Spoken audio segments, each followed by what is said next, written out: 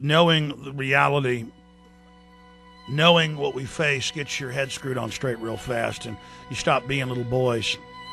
And I see men out there who are perpetually little boys. I see these men who cut you off in traffic and bulge their eyes out at you, but a cop pulls them over, they'll wet themselves. I see these men out there strutting around, sticking their chests out with a 12-pack of beer, walking out of the store. They think watching a ball game and acting tough is what a man does. A man is humble. A man takes care of his family. A man knows the environment he lives in is informed. And a man is involved and understands history. That's what measured men in the past.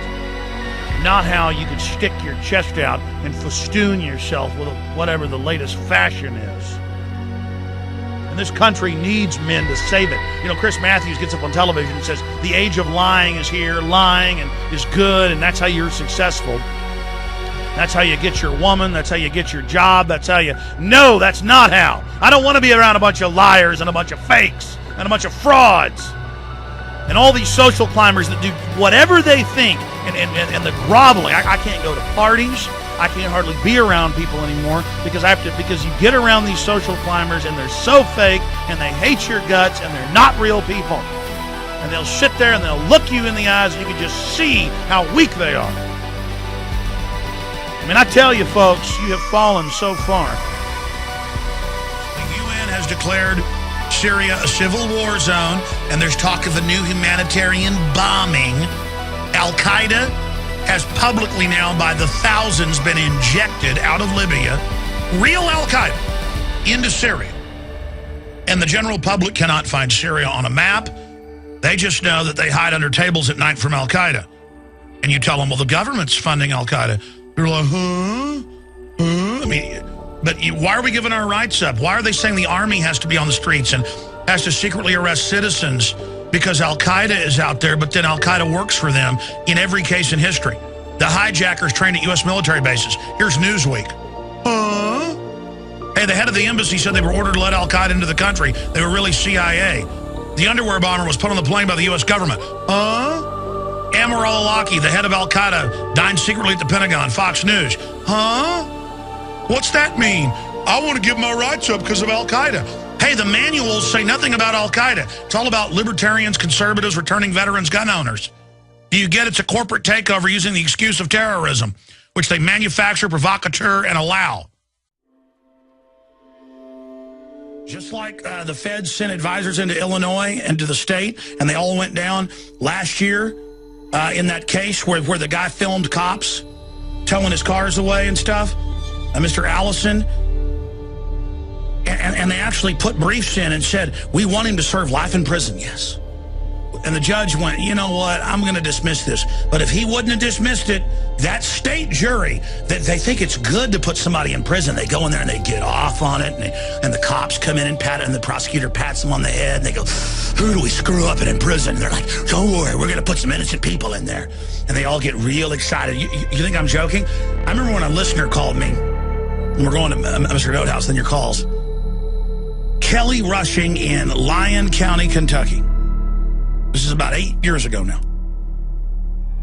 And he said, Mr. Jones, I'll send you the newspaper clipping. I'm facing 3 counts, 3 years apiece of terroristic threats. I gave a state police officer road to tyranny. They're charging me for that, but also the Ron Paul speech on there. I put that on. I'm charged with both.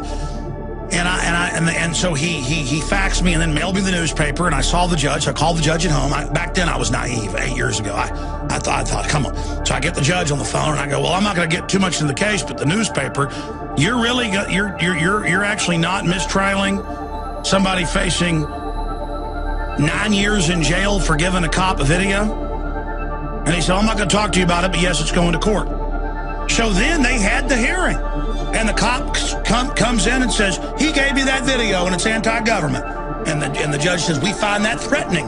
You will convict. And the jury didn't. And it was in the news. But they actually wanted to put him in jail for going, officer. In fact, the cop even testified, this is important for your future and your family's future. And they said that was a threat, mentioning family. Yes, and they all sat there with a straight face. I mean, these are kook, cult, demons, hardcore evil. I mean, these people are flaming scum.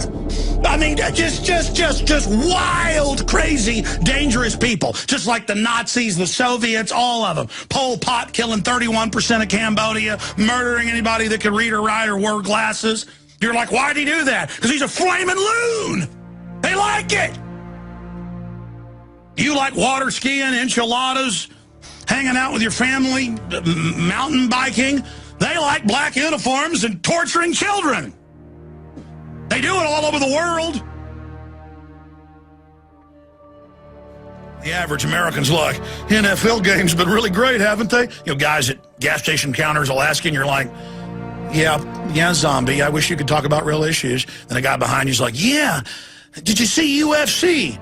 And they're all real concerned. It's real important to them as men because that's that tribal war area of their mind that should be reserved for political war and defending their position in life. But instead, it's just kind of like little boys. Yeah, did you see the simulated combat on TV? Yeah, I watched it. A bunch of rich gladiators that could care less about me. Did you see it? Yeah, I'm empty too. Yeah, I did. I fill my head with facts and figures that don't matter instead of learning the political system and standing up for myself. Yeah, I wonder why women don't respect me. I wonder why I'm not successful in business. Yeah, we're all in Arrested Development. Isn't it fun? Let's talk about it together. I mean, if they were having a real discussion, that's what it'd be. They can't pass the gun laws they want federally, though they're trying. They've got gun laws where the BATF can recommend to the Attorney General, and he can ban any guns he wants. It just gives him imperial power. That bill's got co-sponsors right now.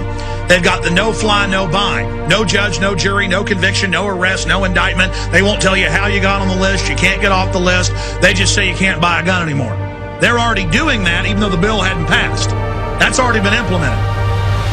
But in California and many other states, Texas has already tried this, they make you thumbprint and register to buy ammo every time you buy ammo. But where they can't get it passed as a law, the BATF comes in, and I've seen them do it, with shaved heads, their little mafia mustaches or goatees. I mean, they look like guys right out of a... If I was casting for a Hollywood movie and wanted criminals, I would go hire BATF because they just look like real criminals. They just, a vapor of evil comes off of them. It's unbelievable. And they come in and they go, looks like you spelled this guy's name wrong. You know, they'll go through 5,000 forms and find one spot where you didn't dot an I. And they'll say, I got you for fraud with firearms sales. And this is how they shut down most of the gun shops. And they'll say, or you start getting social security numbers anybody that buys ammo or buys a cleaning kit, and I won't put you in prison. You work for me now, punk. And they'll sit there and wet their pants and roll over, and America dies by a million cuts. And this is how they run America. And they go in those gun shows and they say, one old man sold 3 rifles in 1 month here.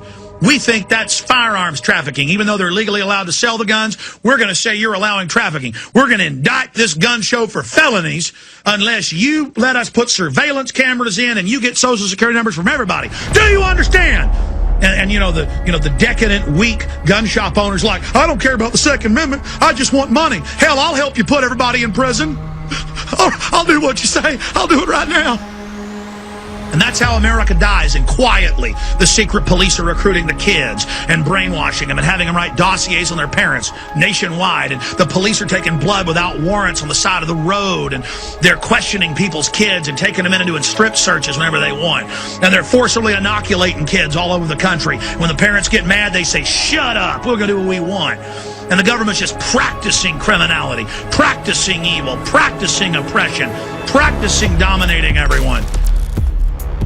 Just like more than 500,000 women from 1922 to 1987, according to the Seattle Post-Intelligencer, were taken and had their uteruses cut out. They didn't just tie their tubes. They removed the entire uterus because it had an added soft kill and would debilitate a lot of them. That added fun. 44% of Native American women were sterilized from 1970 to 1975 alone. They wanted any type of health care. They weren't told what the procedure was. They were just knocked out and sterilized. That's what this government is. They're putting drugs in your water. They're sterilizing you. They're giving your children bone cancer. They admit it. They brag that you're animals and stupid. and that there's nothing you can do to stop them. They love it. And these government bureaucrats love giving their kids big glasses of fluoride. It's a giggling, demonic spirit. They always laugh about it. You tell one of these evil servants of tyranny about how they're being hurt by the system, they'll just giggle and give you this little piggy smile is what I call it. And it's just a spirit of submission to evil. As long as they can hurt people under them, they don't mind if they're getting hurt from those on top.